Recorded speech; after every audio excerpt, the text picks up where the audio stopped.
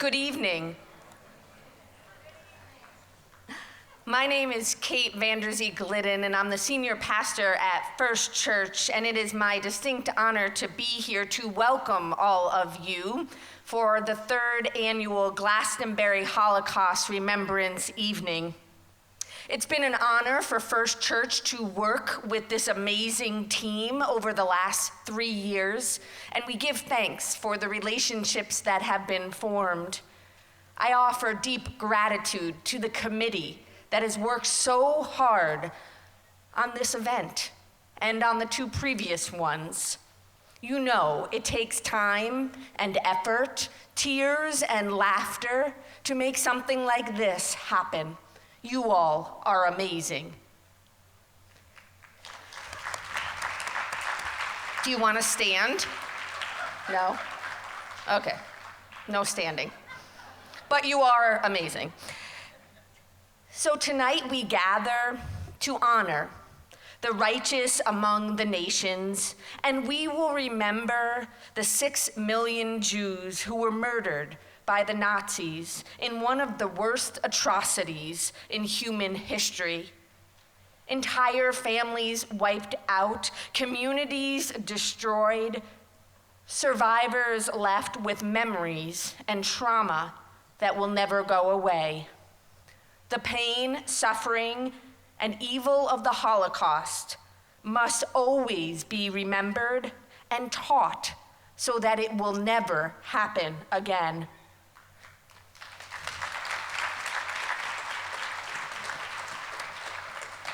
The Holocaust should not be just in the history books as a historical event, but as a call for all of us to remember that we have a part in creating a world of justice, of peace, and of compassion.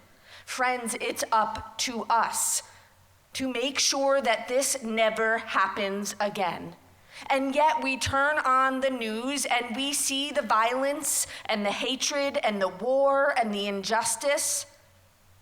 It's everywhere in our nation and in our world. So we're here tonight to not only remember and honor, but we're here to be inspired because we're needed to go out into this world. In October 2025, a daffodil garden was planted at Riverview Community Center here in Glastonbury to honor the 1.5 million children murdered in the Holocaust. 1.5 million.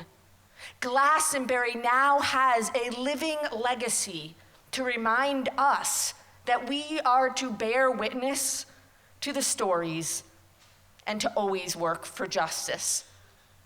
Today and in the future, may we all plant seeds that someday bloom into hope and compassion. Just like those daffodils, those seeds will bloom, and they will help the world to become a more peaceful and loving place. May the words shared tonight inspire us to recommit our lives to making our communities, our nation, and our world a more just and compassionate place.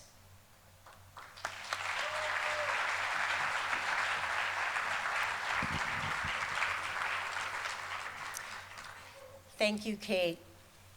Good evening.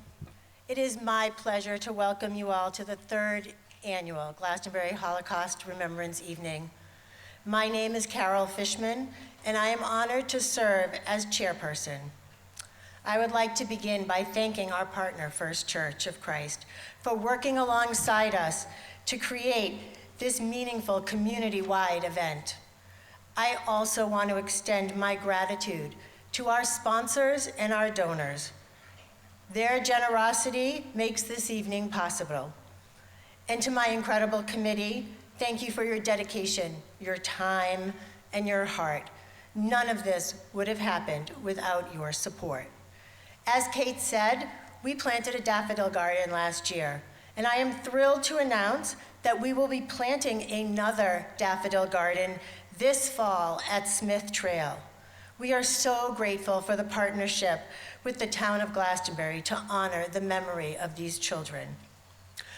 We created the Holocaust Remembrance Project to educate the Glastonbury community about how hate, intolerance, and anti-Semitism can escalate into unimaginable violence for people of all faiths and ethnicities. Sadly, this education feels more urgent today than ever before.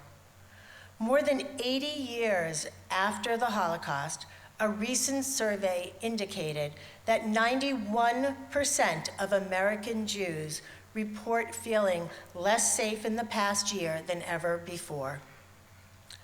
The Holocaust did not start with the gas chambers. It started with words. 6 million Jewish people and 5 million others who did not fit Aryan standards were murdered in the Holocaust. Never again must mean never again. We are seeing those same anti-Semitic words and attacks now in 2026. In recent years, the rise in anti-Semitism around the world has been both staggering and deeply troubling. But just as concerning are things less visible, yet equally dangerous.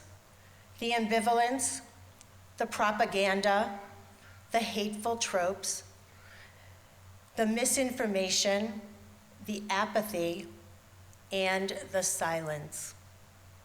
This year, we want to focus on the silence. Why do some people remain silent in the face of hatred, accepting these lies and propaganda? And why do others choose to speak out and even take action? To understand that, we must look at those who refused to be silent and took action during the Nazi regime. Tonight, we are honoring those people, the righteous among the nations, individuals recognized by Yad Vashem, the World Holocaust Remembrance Center in Israel. These were non-Jews who risked their lives during World War II to save Jews who were being persecuted and targeted for extermination. I would like to take a moment to share a story about Stephanie Kaiser Hulenhagen, a seamstress from Berlin who felt obliged to help. She sheltered Dr. Helene Leroy in her one-room apartment for 2.5 years at great personal risk. I am sharing this story because her great niece, Glastonbury resident Joanne Orlando, is here with us tonight. Joanne, would you please stand?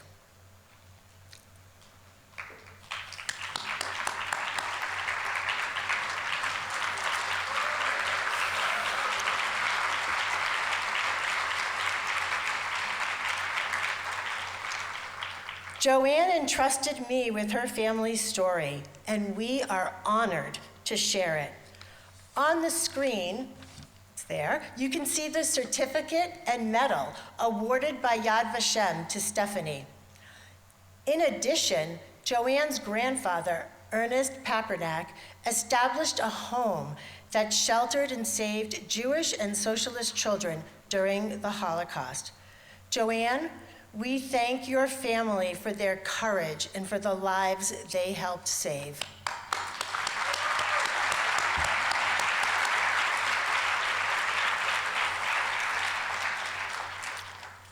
There are only 28,707 individuals who have received this honor. According to Yad Vashem, to be officially recognized, a rescuer's actions must have been motivated by pure altruism. And yet, most people during the Holocaust did not act. Attitudes ranged from indifference to hostility. So many stood by as neighbors and friends were forcibly taken from their homes and deported to death camps. Many even collaborated. Others benefited. What makes one person follow hatred and another resist it? The righteous among the nations were extraordinary because of what they chose to do. They were ordinary people, like you and me, from all walks of life, who made a moral decision in a time of fear and danger. So I ask you all tonight, what would you have done? And perhaps, even more importantly, what are you doing today to stop hatred of all kinds? This evening, you will hear an incredible story of resilience from 94-year-old Holocaust survivor Manny Corman. And you will also see live actors tell the stories of 5 of the righteous among the nations. I hope these accounts challenge each of us to reflect deeply. Last year at this event, I shared a personal fear that I might one day need to leave this country or ask someone to hide me and my family. That fear has not gone away. In fact, it feels even more real today.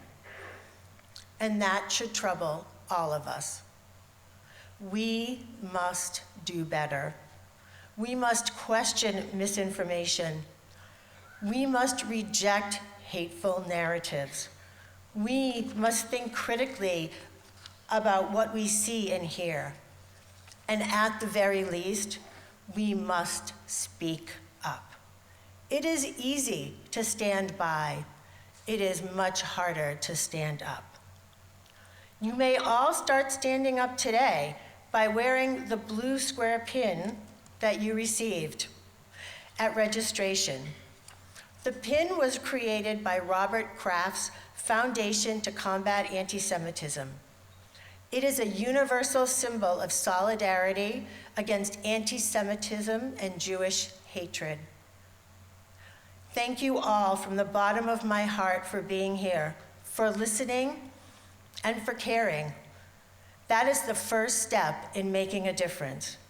And I know you can all make a difference if you so choose. Without further ado, I would like to invite up Jennifer Wang, Vice Chairman of the Glastonbury Town Council, with a proclamation for the Glastonbury Holocaust Remembrance Evening. Thank you all.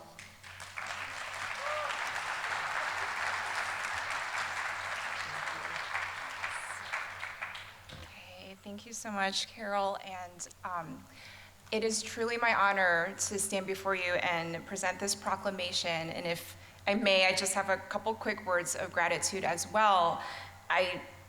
I think, just to repeat the words, you all are amazing, the committee that organized this, as well as the last 2 Holocaust Remembrance evenings, which I've had the pleasure of attending. Your mission is extremely vital right now and going into the future. Never again is a responsibility for all of us. What I found so moving and thought-provoking and inspiring about the last 2 events were both the speakers as well as what's really reflected in the outcomes, which is building these relationships, building community, and building awareness. And through the event itself, the contests and the scholarships that you are offering, and also spreading beauty in the community along with that awareness through the Daffodil Project. So again, thank you so much for bringing this to our community. It is deeply appreciated. Now, on to the proclamation. Okay, so from the town of Glastonbury, recognizing the 3rd Annual Holocaust Remembrance Evening, whereas the Holocaust was the state-sponsored systematic persecution and annihilation of European Jewry by Nazi Germany and its collaborators between 1933 and 1945, and whereas Jews were the primary focus of Hitler's final solution to make the Jewish people vanish from the earth, and whereas 6 million Jews were murdered, including 1.5 million Jewish children, and whereas the Roma people and people with disabilities were also targeted for destruction and decimation for racial, ethnic, or national reasons. Millions more, including homosexuals, Jehovah's Witnesses, Soviet prisoners of war, and political dissidents, also suffered grievous oppression and death under Nazi tyranny. And whereas the Holocaust reminds us of the moral responsibilities of individuals, societies, and governments, and whereas we, the people of the town of Glastonbury, along with others, should always remember the horrors of the Holocaust and resolve to be vigilant against hatred, persecution, tyranny, and anti-Semitism. And whereas we, the people of the town of Glastonbury, along with others, actively rededicate ourselves to the principles of individual freedom in a just society.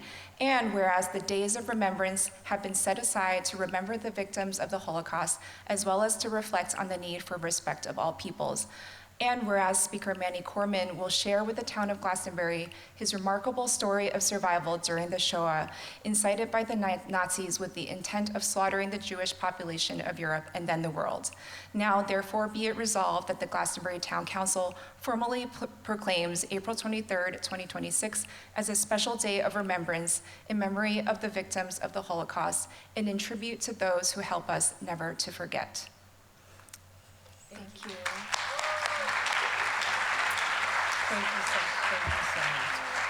Thank you. Katie. Oh, here she wants a picture. Oh.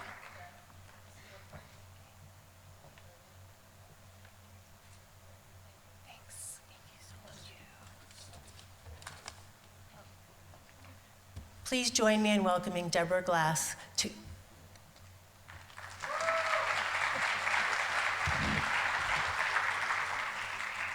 Good evening. Before I learned that Manny Corman, our keynote speaker, was rescued from the Holocaust on the Kindertransport, I knew him as my father-in-law's neighbor and friend. Manny and his wife Mona raised their family 3 doors down on the same street where my husband grew up. What I did know about Manny was that he had the kindest, warmest smile. I have a vivid memory of returning home from the cemetery after my father-in-law's burial and seeing this friendly gentleman smile at me and give me a hug. Since then, we have exchanged many texts. Yes, Manny answers my texts faster than my kids do. And I have learned his remarkable story of being a child of only 6 years old when he and his brother were separated from their mother and sent to England for safety during World War II. Manny has spent his adult life as an educator and principal in the New York school system and as a spokesperson for Holocaust education. To join Manny as he tells his story, we are thrilled tonight to have Rebecca Stewart as our interviewer.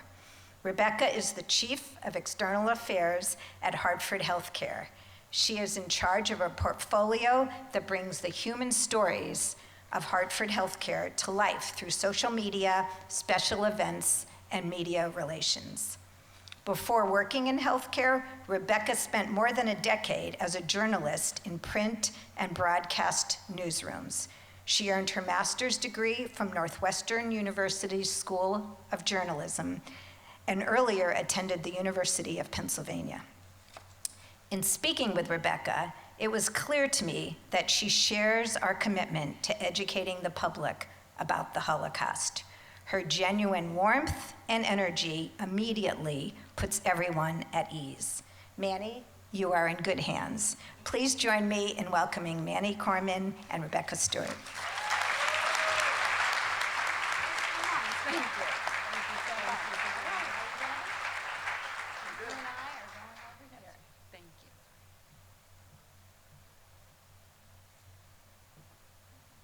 I don't know about you, but I feel like I'm back in high school. We might have to do a little song. And I'm the principal, you better behave. This is such a treat. Before we get started, I know you have a special presentation that you wanted to start with. So my son is here somewhere. We have some pictures to show you prior to the interview beginning, which will give you some concept of where I lived, some of the things we went through, and just a quick feeling of setting a mood for what the interview was probably going to end up doing. So wherever my child is, first picture. So this is my uncle, Oswald Laufer, who was assassinated at the age of 28 in 1933 by the Nazi regime. The Nazis became the governing body of Germany in 1933, and my uncle, Oswald Laufer, who lived in the town of Elberfeld, where my mother was born and my grandparents lived and another uncle lived, and he became an activist against the Nazi regime and did some street fighting, real street fighting in Elberfeld, Germany. And he was arrested one time and then released and kind of warned that he shouldn't keep doing this. However, his personality did not permit that, so he went right back to doing what he had done before. He was arrested the second time and then released from jail, followed home by some Nazi henchmen, and shot in front of his parents' home. And in 1990, can you move that up a little bit? No, okay, let's hold that. In 1997, 98, my uncle was memorialized in Elberfeld, and my brother and I and my nephew went to that memorialization. Wow. Next picture, we have a picture of my family. No, go back. In the upper left, I guess it is, my mother as a young girl with her brother who was assassinated. In the middle, my mom and dad when they were dating. My mother when she was about 17 years old. The lower picture is my mother, my brother, and I at a beach in Hamburg, Germany. There's grass, but don't be fooled, it was really a beach. My mother and dad in the middle one bringing home a little boy, and that little boy with a soccer ball in his hand. Next picture. The building, the upper building, that's the school my brother and I attended. It was called, and still is called, the Talmud Torah Schule, a Jewish day school in Hamburg, Germany, which my brother and I attended. I only attended kindergarten. My brother went through a few grades. In 1991, my brother and I went back to Hamburg, Germany for the first time, and this building had become the library for Hamburg University, but they did have a sign-in book in the lobby of this, which was once the school that I attended, and I wrote into this log, "You try to get rid of me, I'm back." And I was indeed back.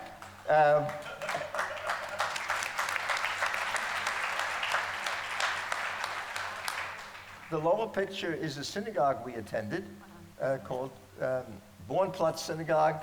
Chief Rabbi of Hamburg, Joseph Karlebach was the chief rabbi. That building was destroyed on November 9th, 1938 by the Nazi regime. They went into all the cities across Germany and they destroyed the buildings. And I was there, as was my son, in 2025, last year, in July of 2025. And that building has not been rebuilt. The way it looked in 1938 at the end of the event with the Nazis, that's the way it looks today. They cleared a few things and so on and so forth. Next synagogue, the next picture. This is, my brother and I became kids of what is called today Kindertransport. We were collected in a little town outside of Warsaw, Poland.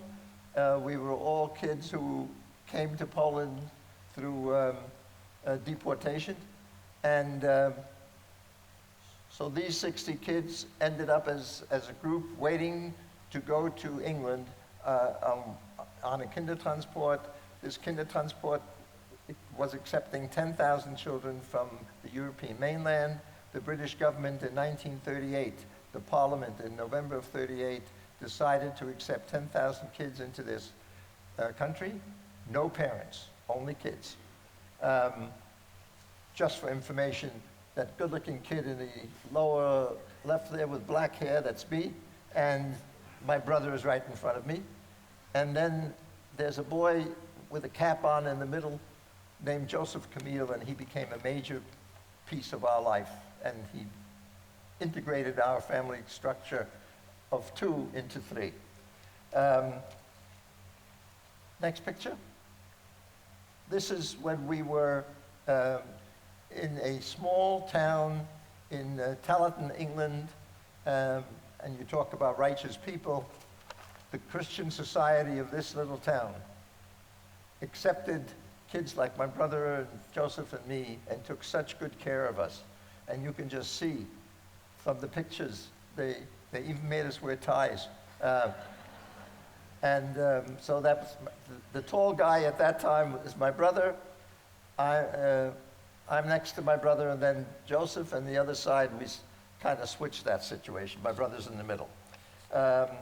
And one more picture, just to show you that you can survive. This is the Corman family at a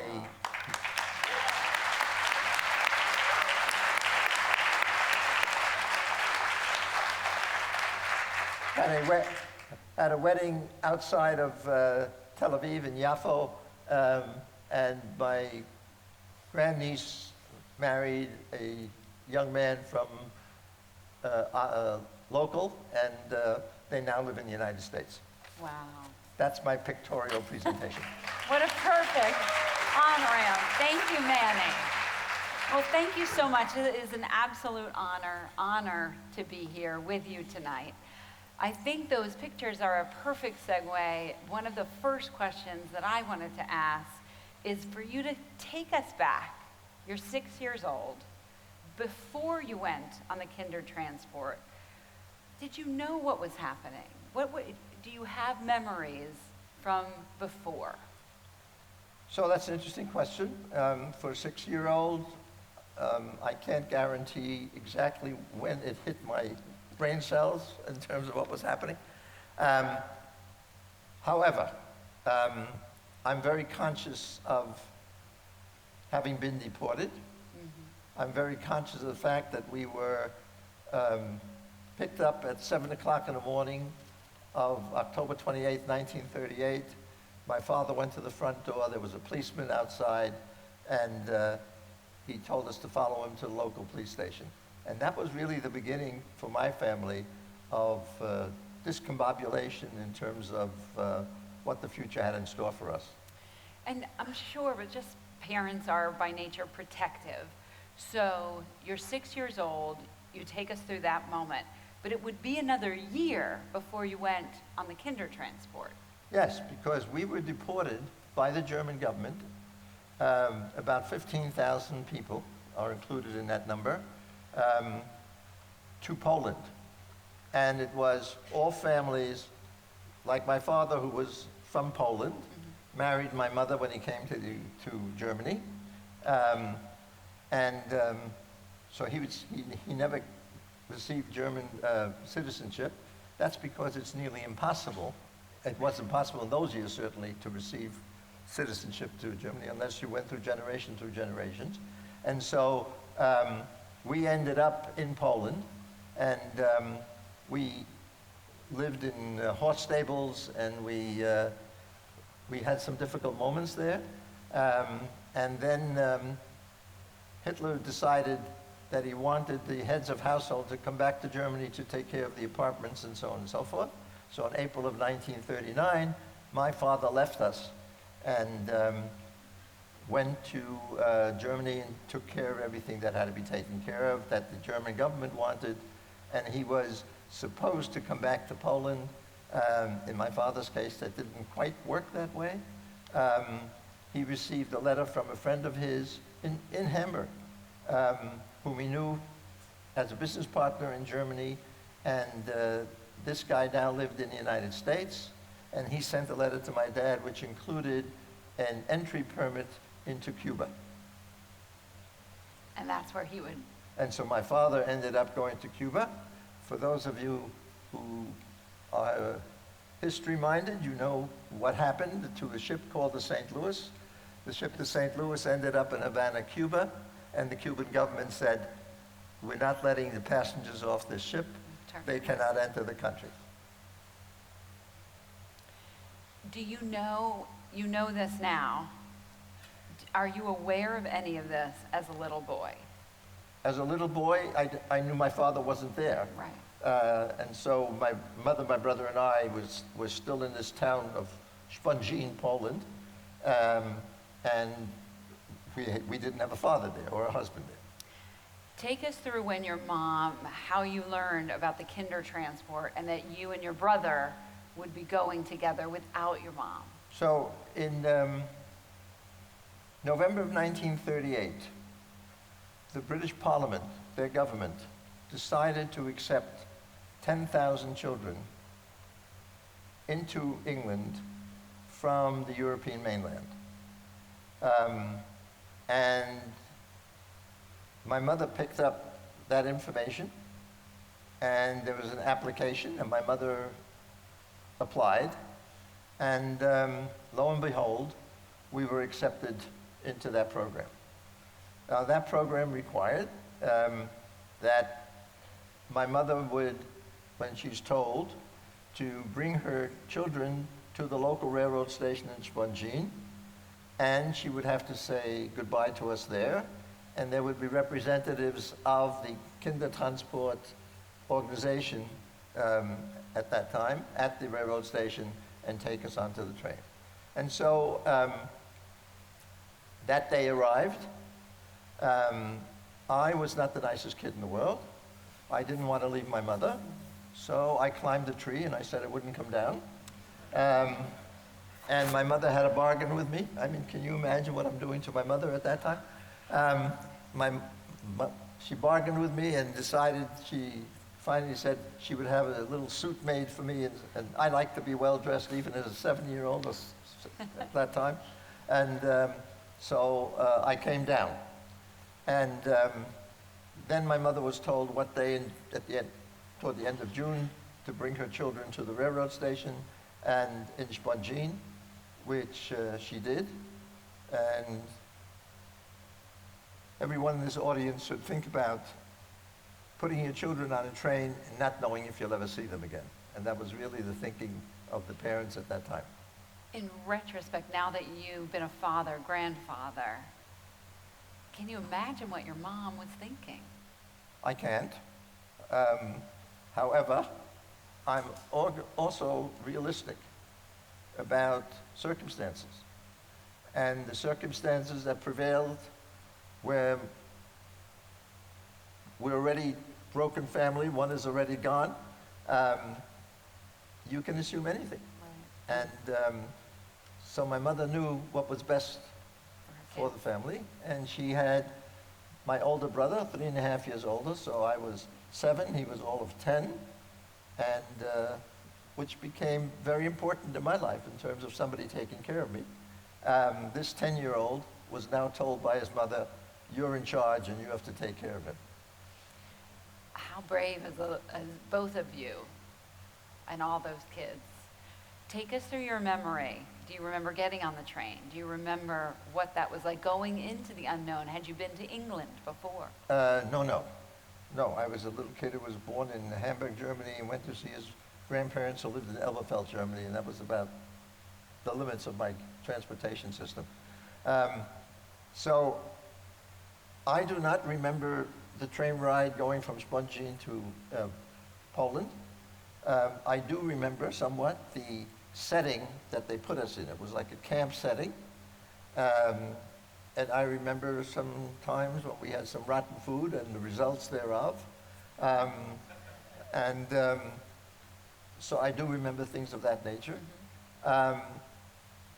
I was not conscious of the delay in when the Kindertransport would leave. We were scheduled to leave Poland from this camping ground in July of 1939. And July of 1939 came and went. And we were now into August of 1939. And for all of us, history says something. So the German government declared war on Poland on September 1, 1939. We were still in Poland quite through most of August 1939. It wasn't until about August 24, 25 that the director of this campground called us together and said we'd be leaving.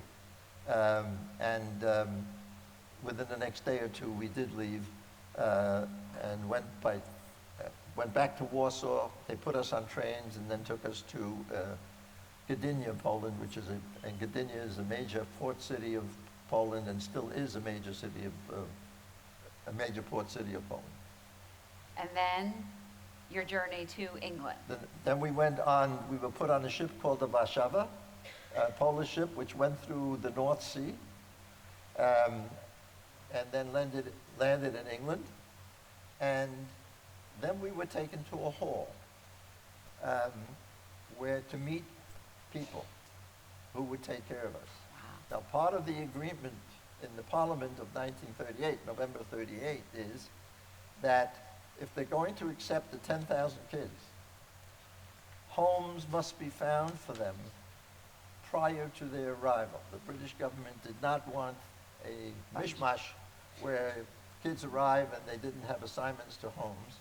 And so when we arrived, we were assigned to a family that was going to volunteer to take care of us. And they took you together. They took us together. Can everyone still hear Manny? Yes? Good. And It's attached. this boy, Joseph Camille, whom I pointed out in that picture with the cap, he and I and my brother became very close on the ship ride on the Warszawa going through the North Sea to England. Joseph and I did not want to separate. And so Joseph cried and I cried when he was supposed to go to another family. And the family that said they would accept us said they would accept Joseph, so the three of us remained together. So amazing. Then we were registered, we were in England, we were registered in a Jewish day school. The Jewish organizations were involved in this whole process. Went to a Jewish day school, and we lived some kind of life of education and being in a home of some kind, not our own home, being with strangers. However, that didn't last long. What happened was, we arrived at the end of August. September 1, Germany declares war on Poland. England declares war on Germany. And England is now at war. And within a short time period, the British Parliament says school children should not be in the major cities of London, shouldn't stay there. They should be evacuated to the countryside. I mean, all school children. And so we were evacuated to the countryside and ended up in these little Christian societies. So the whole Jewish day school left London with one teacher who accompanied us, and Mr. Cohen. And we then ended up with other school children from London in this little town of Telleton. Now that happened all over the country. It wasn't just in Telleton. And so the same process that was established for the families when we arrived in London, that process was established for this little town of Telleton. And my brother and I were selected by a mother and her daughter. Ruth Gosling is the daughter, Peggy Gosling is the mother. And they said they would accept my brother and me. Joseph was supposed to go somewhere else. That didn't work out too well for people. Joseph and I cried. I'm sensing a pattern, a good one. And the two ladies said they would accept Joseph into their house. And so we were now 3 boys living with these 2 ladies.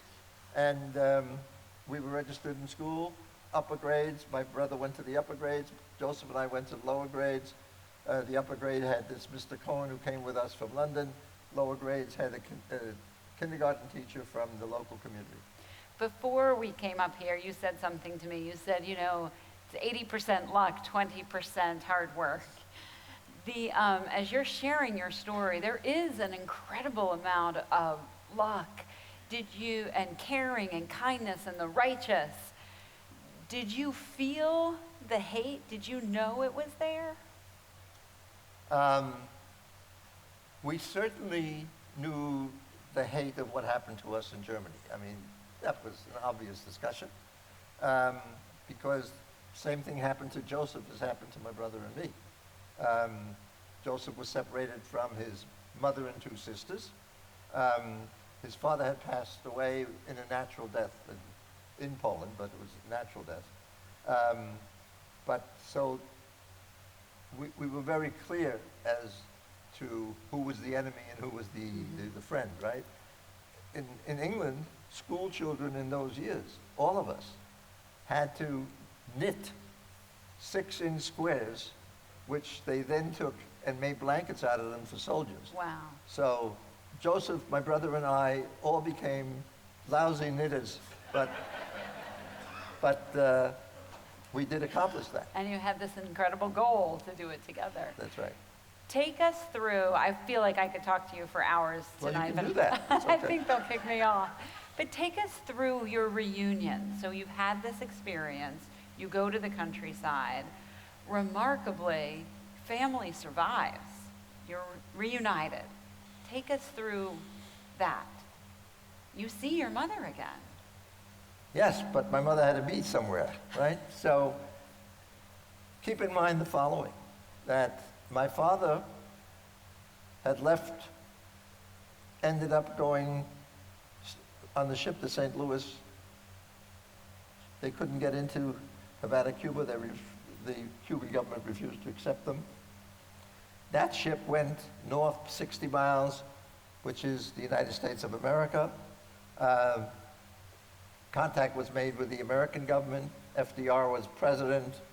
Cordell Hull was Secretary of State. I mean, as you know from history, they're responsible for immigration with the Senate and so on and so forth. And so that ship was taken north. America said no. Every nation in the Western Hemisphere, North and South, said no. No. And so the captain finally had to take the ship back to Europe, mainland, ended in Belgium. And Belgium, France, Holland, and England said they would accept the families. And I don't know how my father arrived in Holland, but he was selected for Holland. So that was my father in Holland.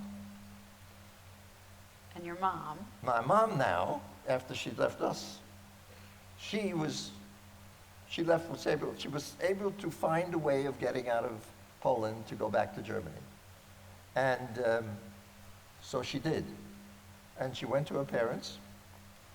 My mother knew she had to get out of Germany too. I mean, she's now got kids one place and a husband another place. And so she wrote an uncle, her mother's brother, who lived in Brooklyn, New York, and was rather well-to-do, and asked him for a visa. And she got no answer. And so she wrote him a second letter and got no answer.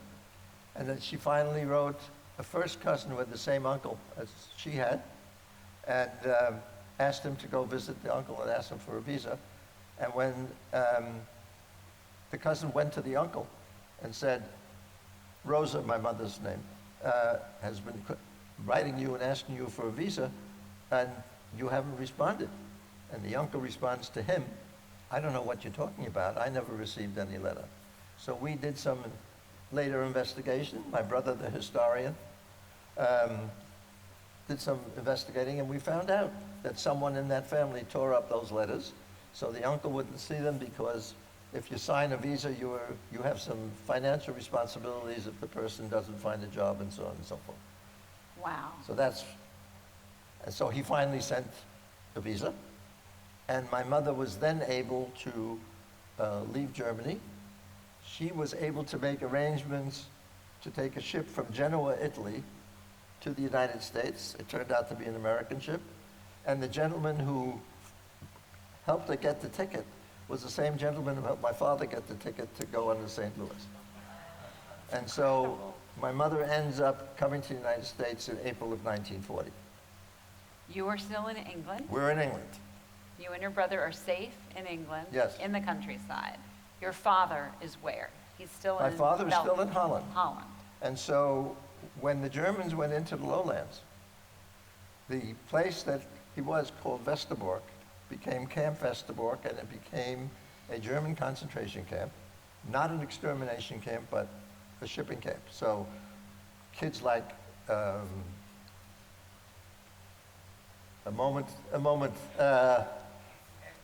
Frank, thank you. Yeah. Anne Frank went through Camp Westerbork and then was shipped out from Camp Westerbork.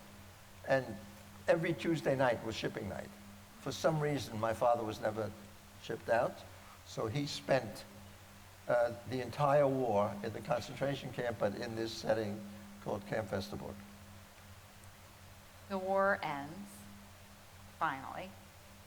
How are you reunited back to the United States? So, my mother, let's go back to my mother arriving in April of 1940. My mother's in the United States. She's got some relatives who take care of her. My mother gets a job, so the uncle doesn't have to worry about the visa problems. And in a town called Great Neck, Long Island. She's a live-in. She's a housemaid. That's what she is. Not her usual status that she's used to, but she went wherever she had to go. And so my mother was there. In spite of the fact that she knew she was a live-in, she wanted her children. And so she made every move to get her children to the United States. War is now in action. And so my mother had her younger brother, who was in the British Army through circumstances that prevailed at that time. And so he, I am sure, helped us get visas to come to the United States. So in late August of 1940, my brother and I left Joseph with these two ladies, and that was very hard, especially for my brother, because he felt as responsible for Joseph as he did for me, and to kind of have to leave him there all alone with these two ladies. But we were called to the United States. So my brother and I left Telleton, went back to London, and there we were greeted by some people who became responsible for us. We went on a ship called the Cameronia on September 1, 1940, and that ship headed for the United States. We arrived in the United States on September 10th. The Cameronia survived that trip, as the ship did some others as well. However, the ship in back of us and in front of us were torpedoed by the Germans, and we were not. So Amazing. that's why we talk about 80% luck. And so my brother and I came to the United States. My mother was there to greet us with the information that we were not 2 years old anymore. You know, we were now a little older, with the information that she's working full-time and there's a sleep-in, and that we would have to live with some other people, and not that that went over so well, but those were the circumstances. But you were reunited, but looking back, knowing history as you do in this moment in time, the extraordinary circumstances that you would find one another again are incredible. There was never a loss of knowing where everybody was. Some of it through Red Cross letters, some of it through other information of organizational stuff. The Jewish organizations in England knew where my mother was. In fact, my mother, while we were in Telleton, wrote letters to the ladies who took care of us, except that my mother's English was nearly non-existent. So how that letter ever got there is beyond me, but it got there. So there was some kind of communication. With my father, their communication kind of ended in 1940-41, other than a couple of Red Cross letters that were 25 words that kind of indicated to us that my dad was alive. So that kind of communication was going on. So we knew we all were. And then we came to the United States to be with my mother. And we kind of lived this way. In fact, my mother went from being a housekeeper and took a course when she finally learned some English and became a baby nurse. In those years, people gave birth to a child and they invited nurses to come into their home and help the mother take care of that child. And what year, and then I want to talk a little about now, and then I know we have a whole program. What year did your father then come? So, my father survived that camp. Incredible. April 1945, the Canadian government, the Canadian Army went into lowlands and freed the camp. So my father was then free. So we had communication that my father was alive.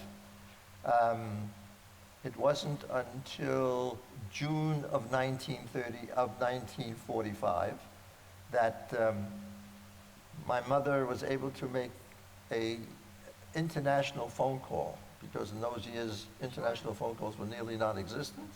And so on a Sunday morning in June of 1945, my father in Holland and my mother and my brother and I in the United States had our first conversation.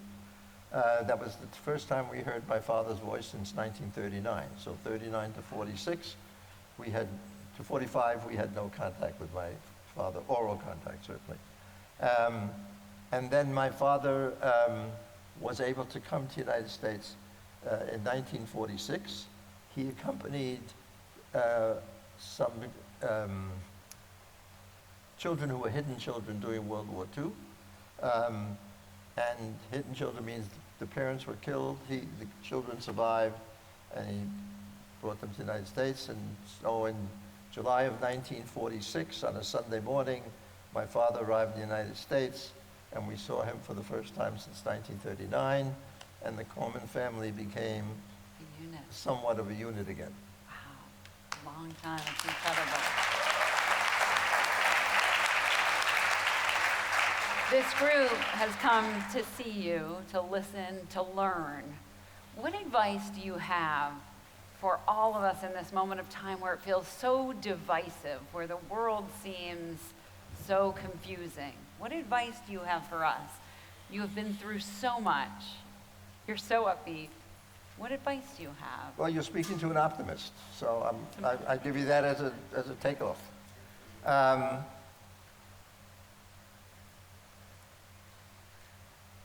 We have to recognize the circumstances as we find them, but we then have to do the work that it takes to hope that those circumstances can be changed. Education is a major factor. I was somewhat disturbed when I heard during this crisis of anti-Semitism, more anti-Semitism and so on and so forth, that parents said, don't go to Cornell, go locally and so on and so forth. And I always believe in go right at it. It means education. You have to know what you're arguing about. Most young people don't have quite the information that are necessary to do battle on campus. And I don't mean physical battle, I mean verbal battle. And so that's part of it. We have to go to Cornell, and we have to go to University of Pennsylvania or wherever else we can say that we want our children to go, or they want to go. So that's, for me, step number one. And we can't stay home and not make noise. So there are organizations that are always interested in receiving you and you becoming a member of that organization. Right here, you have it in front of us, who want to make sure that the fortunes of the world can be ours in a peaceful manner rather than in a disturbed, uncontrolled set of circumstances. I love I like what you said, make noise. My son wanted me to ask you, and it's so interesting because he actually took his first trip on his own. He was away on his own, flying alone for like 6 hours, and I was and got diverted. I can't even imagine for a moment what your mom was going through, because that tiny slice of a moment in time was such a big moment that I can't even imagine. But he wanted me to ask you, looking back, what would you do differently? Is there anything you might do differently? Well, first thing, I was the younger. So I had a brother who was 3.5 years older who took care of me when I had some problems along the way, or when I wanted to give other people problems along the way. So my brother was a controlling factor and helped me overcome some of that stuff. If you would meet my brother and me at the same time, you would see the difference in personalities in terms of I'm more of what you see. He is much more controlled, much more serious about things. Not that it stopped him from becoming an academic and a professor at Cornell University. Be that as it may, but he was a holding factor for me. He controlled much of what I became during that time. And so for me to say, do this, do this, do this, is not easy, but certainly in retrospect, looking at what we are involved with, I am not afraid to talk up and be verbal about my feelings. Good advice. And my last question, what gives you, as you look out on this group of people who want to learn, what gives you hope? In spite of everything happening in the world at this moment, what gives you hope? That people are basically good.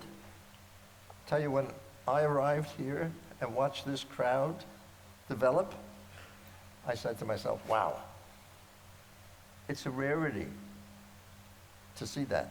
I mean, I do a lot of speaking in New York and working with students in schools, but this kind of turnout is just unbelievable. And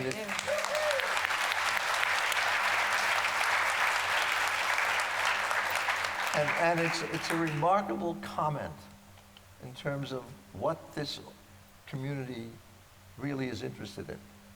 And having been a public educator, to see this in a public setting is quite delicious. It's a wonderful experience. Well, I echo the pastor who opened this, who said it is our job to have great compassion and to bring such hope, and you do that for us. So thank you, thank you, thank you for your time.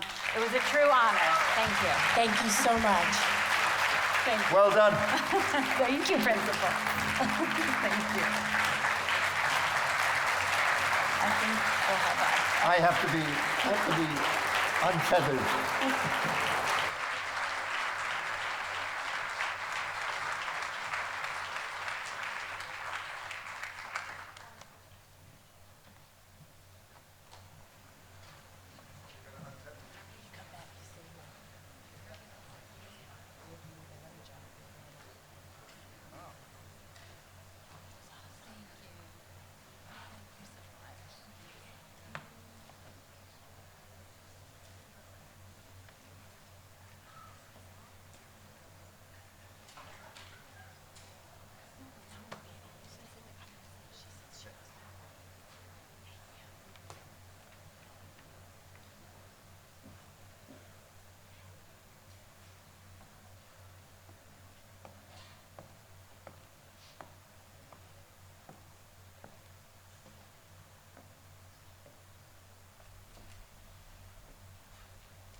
First, understand this. I am not a hero. I did only what any decent human being must do when faced with the unthinkable. When I was 7 years old, My father died of typhus.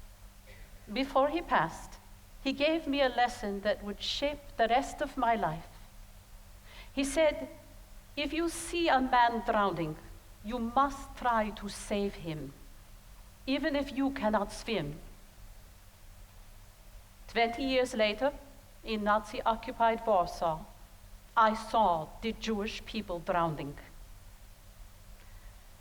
It was September 1939 when the Germans came. By the time the walls of the Warsaw Ghetto were sealed shut, the Jews trapped inside were gasping for air, for food, for hope. My name is Irena Zentler. During World War II, I was a 28-year-old social worker for the Warsaw Social Welfare Department. That title gave me something precious: permission to enter the ghetto. The Nazis believed I was there to protect them from disease. What they did not know was that I was there to protect the people they meant to destroy. Inside the walls, nearly 500,000 human beings were crushed into little more than 1 square mile. 5, sometimes 6 families shared one small apartment. Disease spread faster than whispers. Hunger stalked every hallway. Death was everywhere. And so were children. Every day I passed through checkpoints manned by Nazi soldiers and collaborators, stepping into a nightmare no one should have to witness.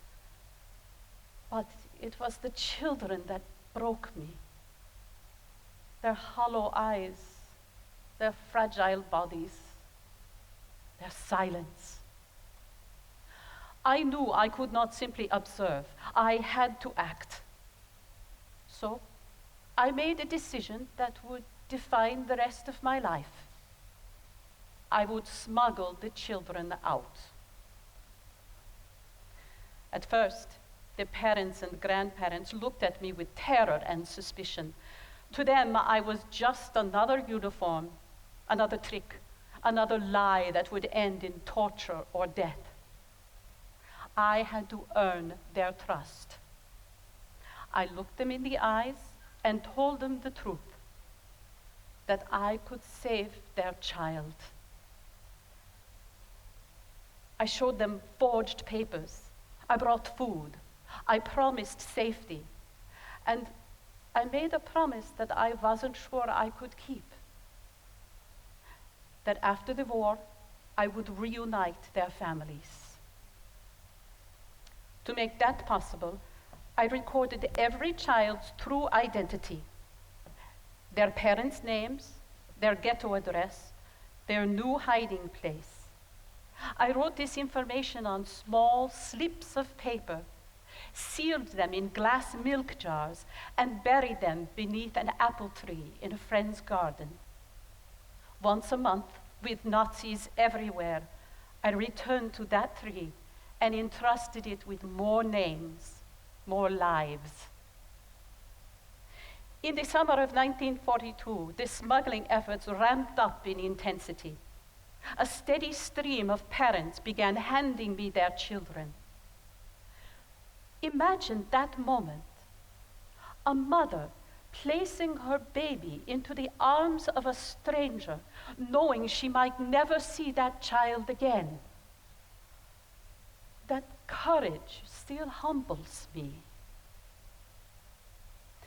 At first, I hid babies in toolboxes and medical baskets. I gave them mild sedatives so they would sleep through the danger. I told the older children to curl up and play the quiet game. I told them that if they made a sound, the bad men would hear. They seemed to understand. A small network of brave souls joined me, couriers, forgers, guides. Together, we moved children through loose bricks in the ghetto wall, through tunnels, through secret passageways between buildings. Often it worked. Sometimes it did not. As deportations to Treblinka intensified, time vanished. We expanded our methods.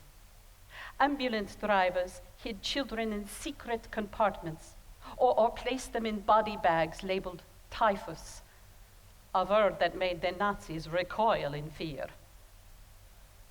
Coffins were built with false bottoms where children lay beneath the dead until they reached freedom. Outside the ghetto walls, a safe haven awaited. Christian families, convents, orphanages, and religious institutions opened their doors. Forged birth certificates and baptismal records gave children new names, new identities, and a chance to survive. Many nights I did not sleep. I counted faces. I counted names. I asked myself how many more I could save and why I could not save them all. By early 1943, the ghetto was being emptied. By the time of the Warsaw Ghetto Uprising, 2,500 children had been smuggled out. Eventually, the Gestapo came for me. They imprisoned and tortured me. But I did not betray a single name, not one child, not one collaborator. I was sentenced to death. At the last moment, the Polish underground bribed the guard, and I escaped. I survived, and that meant I could keep my promise. In the spring of 1945, I returned to that apple tree. I dug up the jars. Inside, the slips of paper were intact. 2,500 lives preserved in fragile glass. I tried to reunite the children with their families, but too often there was no one left to find. Entire families had vanished. So, please, do not call me a hero. The heroes were the babies and the parents and grandparents who handed over their children knowing the price might be eternal separation. They are the true heroes.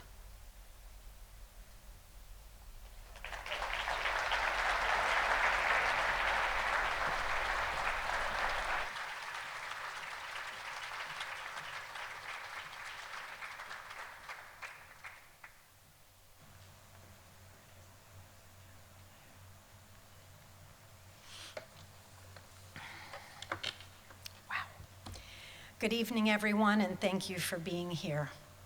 In a few moments, we begin our memorial candle lighting service with Manny Corman and another Holocaust survivor who is in attendance this evening. His name is David Alexander Winter. He was born in Amsterdam in 1943 and was hid initially by Catholic neighbors. Unfortunately, his Jewish identity was soon discovered. He was captured in a roundup with Anne Frank and sent to the Bergen-Belsen concentration camp in Germany, where he spent his first 2 years of life. He survived the camp through the incredible care of a Polish Jewish woman who secretly saved the lives of 44 other children, including David, while she was imprisoned there. After British liberation in 1945, David was miraculously reunited by the Red Cross with both his parents, who had survived the death camps. I'd like now to invite Manny Corman to come up to light our first 3 candles. Please rise.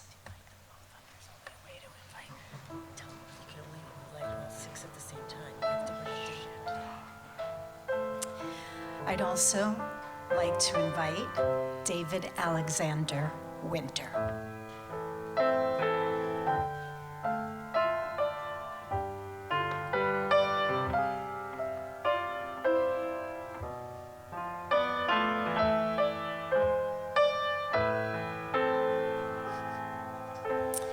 Our first candle is in memory of the 6 million Jews murdered by the Nazis for just being Jewish.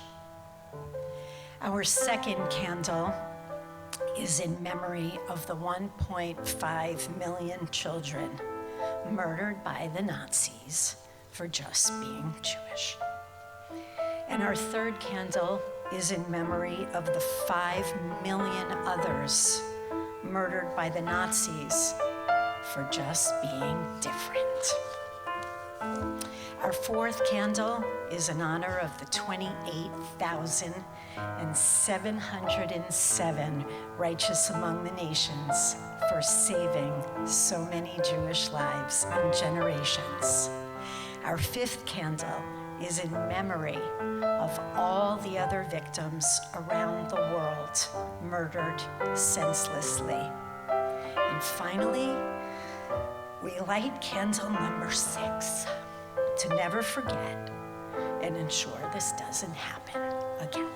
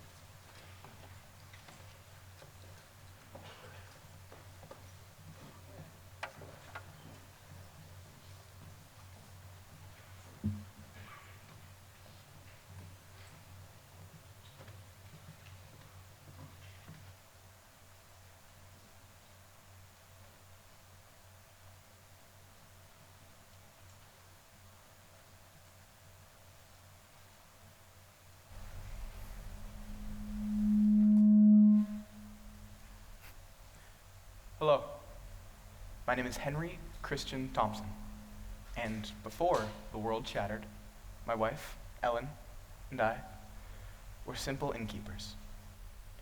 We ran a small, quiet inn in the Danish fishing village of Snekkerston, where the sea stretched out towards Sweden, and the days were marked by nets, tides, and the sound of gulls. It was a peaceful life. Then, in 1939, the Germans arrived. They occupied Denmark with boots and banners, yet on the surface, life pretended to go on as usual. The inn still served meals, fishermen still set out before dawn. But beneath that calm, something dark had settled over us. Ellen and I felt it immediately. We couldn't stand by and let our country suffocate. Early on, we chose resistance. Using our fishing boat, we began to smuggle illegal goods across the Sound to Sweden. Small acts of defiance, carried on quiet waters. Everything changed on August 1943. The Germans planned to round up and deport Denmark's Jews on October 1st, the Jewish New Year. The date itself felt like a cruel mockery. Almost overnight, Denmark awoke. Resistance fighters, church leaders, students, doctors, policemen, ordinary people moved as one. Ellen and I did not hesitate for a moment to join them. Sweden had agreed to accept Jewish refugees, but getting them there would take courage, coordination, and silence. We became part of a network known as the Friends of the Sound, based in Snekkerston. Our inn, our home, became the nerve center of the operation. The very rooms where travelers once rested now sheltered frightened families. We hid Jews until the moment came to move them across the water. During those weeks in October, history unfolded at our doorstep. More than 7,200 Danish Jews escaped to Sweden. Nearly 1,000 came through Snekkerston alone. The weight of that knowledge still presses on my chest. Our inn became a meeting place for fishermen who were risking everything. When the numbers grew too great, I acquired a boat of my own. Night after night, I saw resistance fighters hide families in houses along the shore. At the appointed hour, they were guided silently to the waiting wooden boats. My friend, Dr. Jorgen Gerrisfeldt, acted as chauffeur, leading the families to shelters or to the boats themselves. Many stayed with him, clinging to hope until the sea opened its path to freedom. Under the cover of darkness, fishermen hid up to 12 souls in those vessels. The crossing was only 4 miles, but it took 50 long minutes. Halfway across, a Swedish patrol boat would emerge from the darkness, escorting the refugees to safety. Each successful crossing was a victory. But we were being watched closely, and the Gestapo grew suspicious. I was arrested and interrogated. They searched me for proof, for cracks in my resolve. But they found none. They found none. They released me, and I knew then that I could not stop. Some things are more important than life itself. Henry's second arrest came in August 1944. This time, there was no release. Henry was deported to a concentration camp in Germany. I never saw him again. I never held his hand again, never stood beside him in the inn that we had built together. I don't want to imagine the horror he faced in the hands of the Nazis during those 4 horroring months before he perished. But there is some comfort in knowing that although Henry's life was cut short, we always lived by our convictions, and we wouldn't have had it any other way. When darkness came for our neighbors, we lit a path across the sea. And for thousands, that path led to life.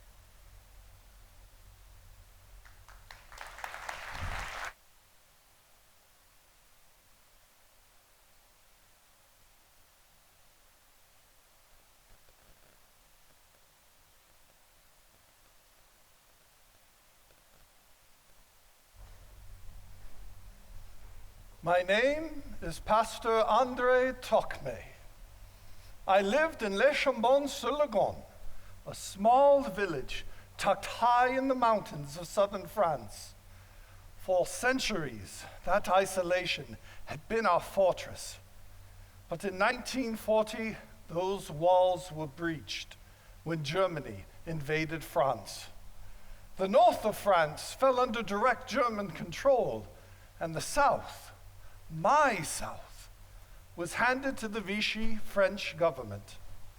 Overnight, the world shifted. Jews especially were persecuted, stripped of their rights, marked, hunted, deported. And we were told that we must have loyalty to Germany.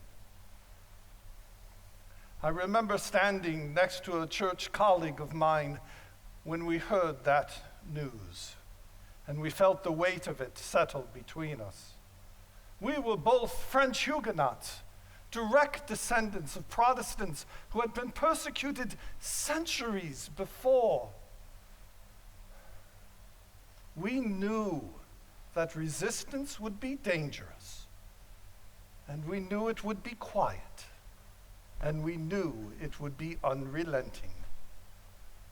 You see, the church in which I served was built in 1821, and carved in stone near the entrance is a single commandment: love thy neighbor as thyself.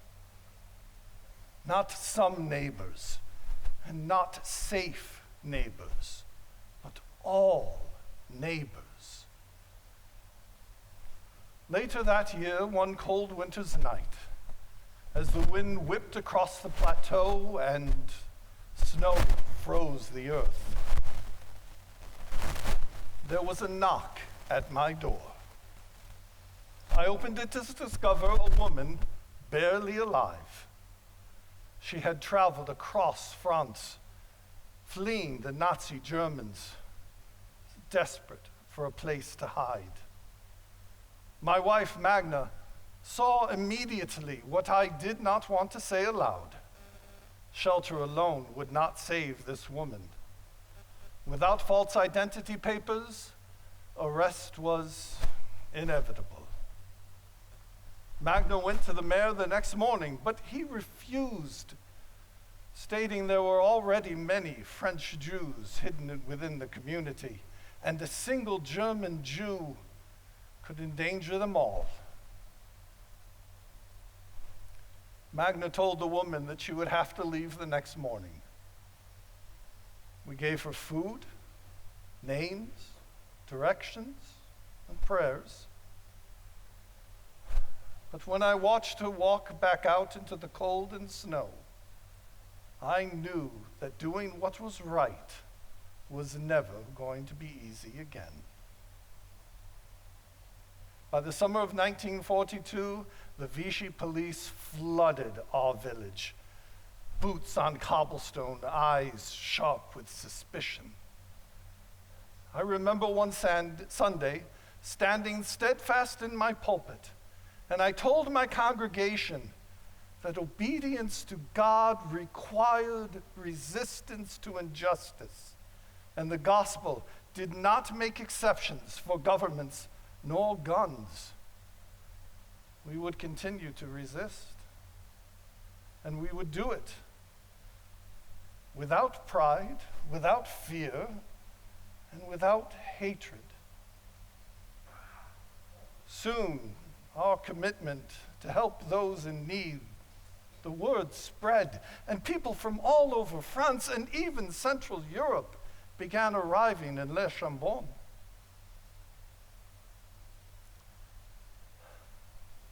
The people of La Chambon understood the risk.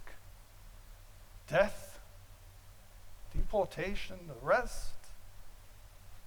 And yet the community hung together and told no one of our mission.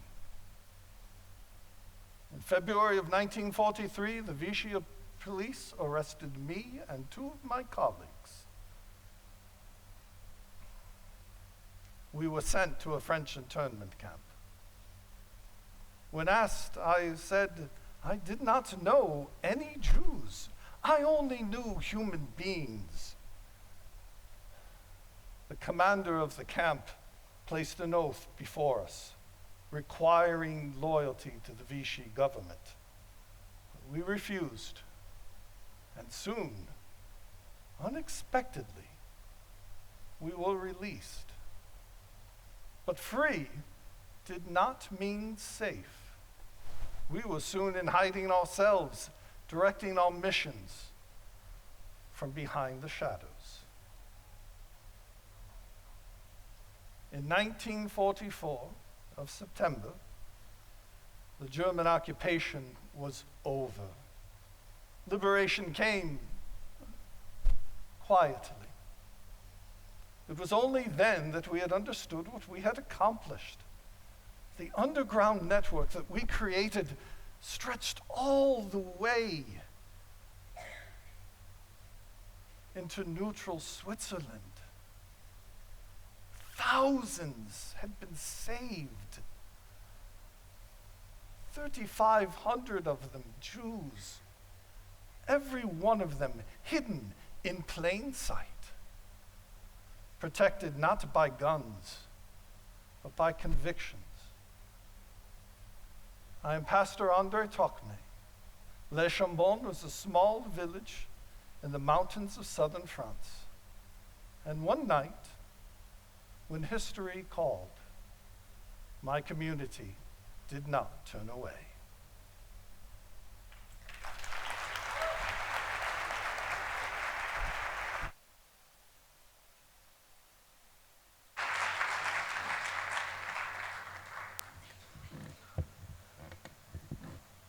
Please join me in welcoming Deborah Willard and Jackie Somberg.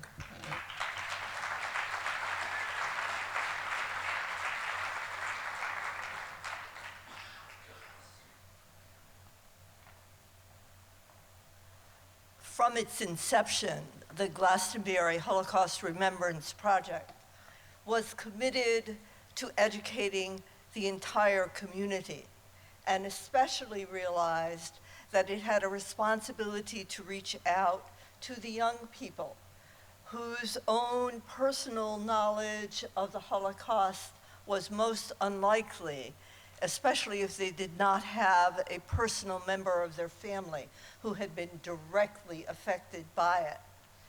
And so the committee decided to establish first an essay contest asking students to address the questions, the horror of the Holocaust.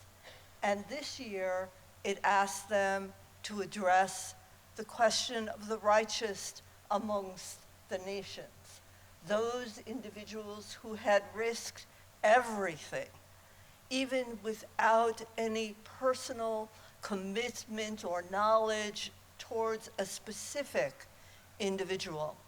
And we have heard their stories here tonight.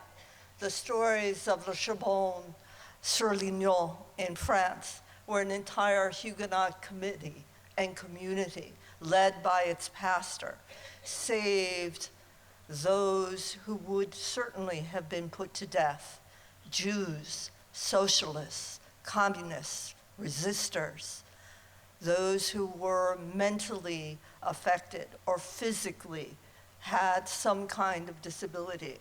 For there was evil in the world, and that evil was the Nazi government, who sought to divide Aryans versus all others, and sought to destroy, but failed to realize that while that evil and that darkness spread, there existed also in the hearts and the conscience of individuals like Irene Sedler, like an entire nation such as Denmark, which saved 6,000 of its 600, 800 Jewish civilians, people who acted out of conscience, people who, like the pastor of Le Chambon, recognized the common divinity and humanity in each individual they sought to save, and did so at extraordinary risk to themselves. This year's essay contest winner wrote about the only Japanese individual to be honored at Yad Vashem as a righteous amongst the nations. Chiune Sugihara was the vice consul of Japan in Lithuania. He was ordered by his government, ordered by the Japanese government, which was a formal ally of the German government, not to issue visas to any Jewish individual. Yet Mr. Sugihara recognized, had compassion, and the real root of compassion means to see no distinction between self and other. And so he said he acted out of a sense of common humanity and what he considered to be morally right. And he, despite the fact that his family was home in Japan, despite the fact that he knew he would be recalled, he wrote 2,000 visas single-handedly, even writing them as he was put on the train and brought back to his home country. The community and the honor that Yad Vashem granted him acknowledged that his 2,000 handwritten visas saved the lives of 6,000 people when his entire family and the families of all those individuals were written in history. And so it is with great honor that I call up a young man who saw this, and when he was notified that he was the winner, he said, "I just want to spread a message of love and peace." So on behalf of the committee, the Education Committee, which consisted of Jackie, myself, Liz Berman, Allison Kutcher, and Bob Rader, it is my great honor to present to you the winner of the 2026 Glastonbury Holocaust Remembrance Project contest, Srinu Pirchaya.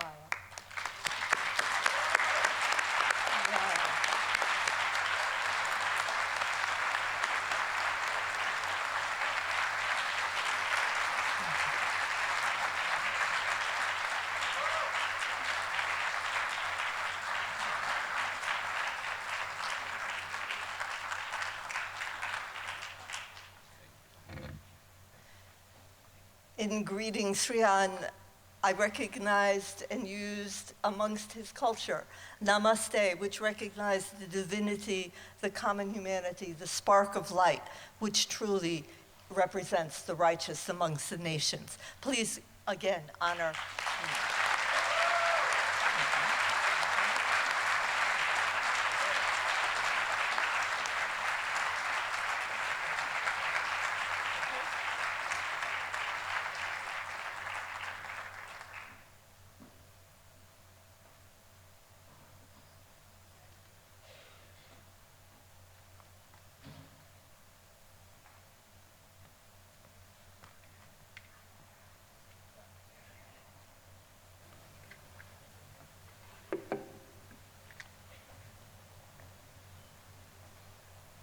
I knew Roddy Edmonds. Like many American men of his generation, he fought in Europe during World War II. He returned home after the war to live an ordinary life in Knoxville, Tennessee. He never spoke about his extraordinary moral courage during the war. Roddy enlisted for the U.S. Army in 1941. By 1944, he had risen to the rank of Master Sergeant before being deployed to the Ardennes Forest in Belgium to reinforce the Allied advance toward Germany. He was barely 24 years old. Soon after his deployment, Roddy became a prisoner of war, a POW, in what is known as the Battle of the Bulge. The German army faltered and was forced back into Germany. They took 23,000 American prisoners with them, including my friend. Roddy kept a journal about his capture and imprisonment. His family shared it with me only after he passed. In it, he wrote, "Our living conditions were bad, and we were humiliated. Searching for more information, I gathered first-hand accounts of his wartime moral courage by speaking with veterans with whom he had been imprisoned. One of these men, a gentleman from New York, Lester Tanner, credited Master Sergeant Roddy Edmonds with saving his life. We learned little about his bravery from reading his journal, but from my investigation, this is how it must have happened.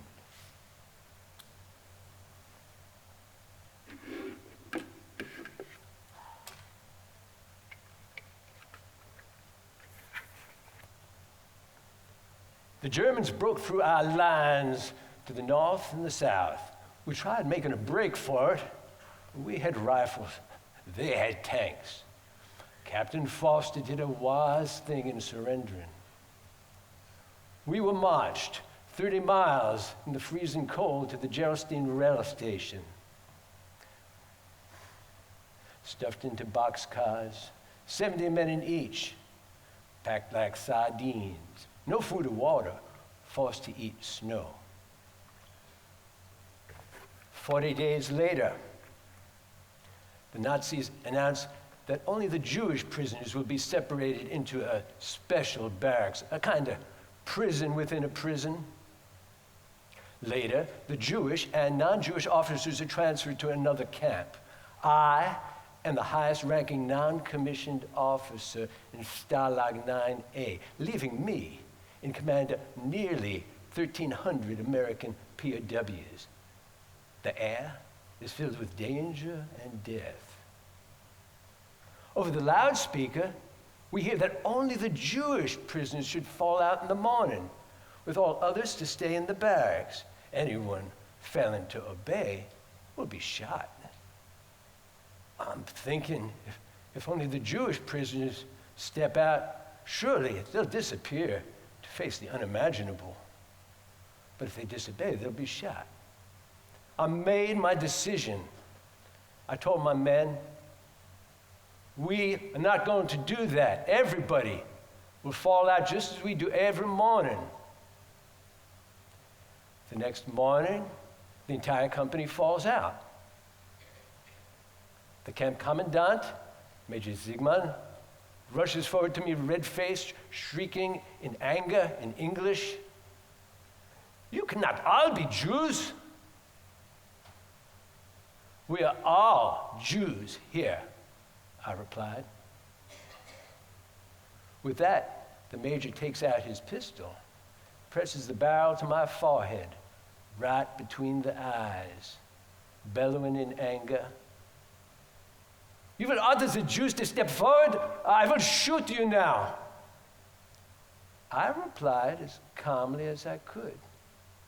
"Major, the Geneva Convention requires I only provide my name, rank, and serial number. You can shoot me, but you'll have to shoot all of us, because we know who you are. And when we win this war, you'll be tried as a war criminal." With that, the major lowered his pistol, turned around, and stormed off to his office. We Americans head back into our barracks, more than 200 Jews safely among us.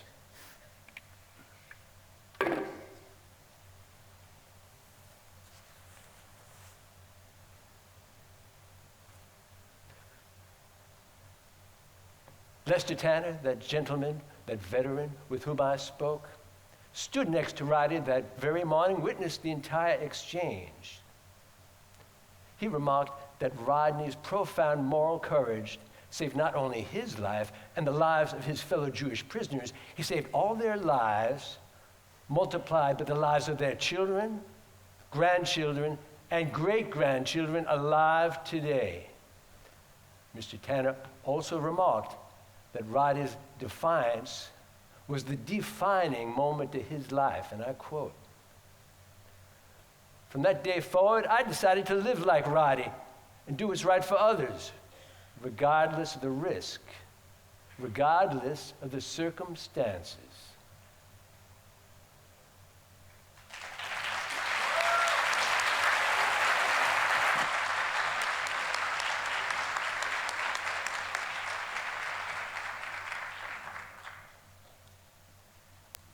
Please join me in welcoming 4 of our community faith leaders.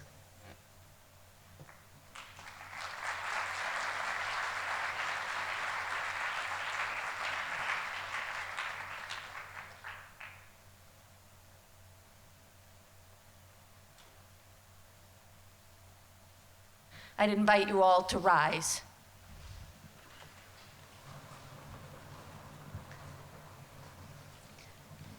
We come together now and pray with humility, grace, and hope for the future. As we prepare to depart from this evening of commemoration, awareness, and inspiration, may we carry with us the weight of remembrance and the call of conscience. May the souls of those who perished in the Holocaust remain forever a blessing, urging us to remember, to honor, and to act in love. May all of us be one. Not a people divided, but a people united. Across all faiths and traditions, we are committed to honoring the dignity of every human being. Let us stand against hatred, indifference, and injustice wherever they appear, and may we have the courage to speak up when silence would harm. May all of us be one, not a people divided, but a people united. We give thanks for those in every time and space who choose compassion and morality, who lift up the vulnerable and stand for what is right. May their example inspire us all so that we may each find our own way to bring more light into the world. May all of us be one, not a people divided, but a people united. May knowledge and empathy guide our world, justice shape our deeds, and peace dwell in our hearts and in the world. May the memory of the past be a light that leads us toward a future of greater understanding, enduring hope, never-ending grace, and a shared humanity.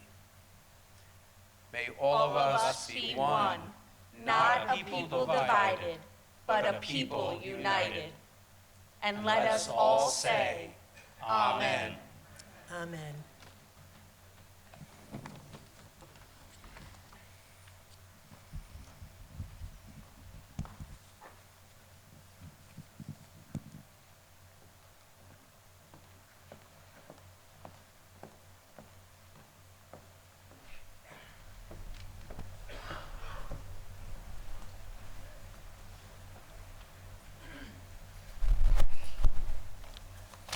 Today, hatred is casting a shadow on our world and seeping into words, jokes, small exclusions, and horrific news headlines. Old hatreds, anti-Semitism return, spoken more openly than we had hoped to ever hear again. It asks for silence. It asks us to look away. It tells us the risk is too great. But the cost of doing nothing is greater. Be cautious of the first small injustice. Protect your neighbor in ordinary ways. And when the moment comes, stand together. Speak when it is easier not to. Stand aside with someone who has been pushed aside. Do not wait for history to ask who you are. Decide now. In your own words. In your actions.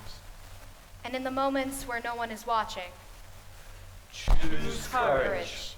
Choose each other.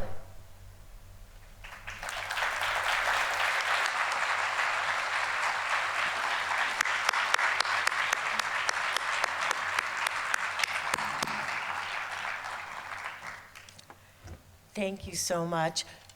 Please join me. I'm thrilled in welcoming the Madrigals from Glastonbury High School and their director, Dr. Ethan Nash, for our musical conclusion.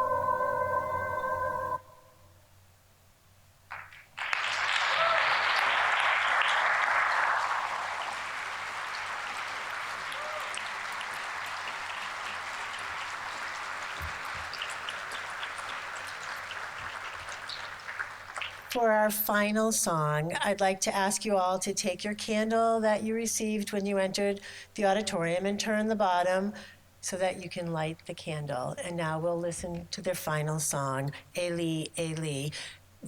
It was written by Hannah Senish. Thank you all.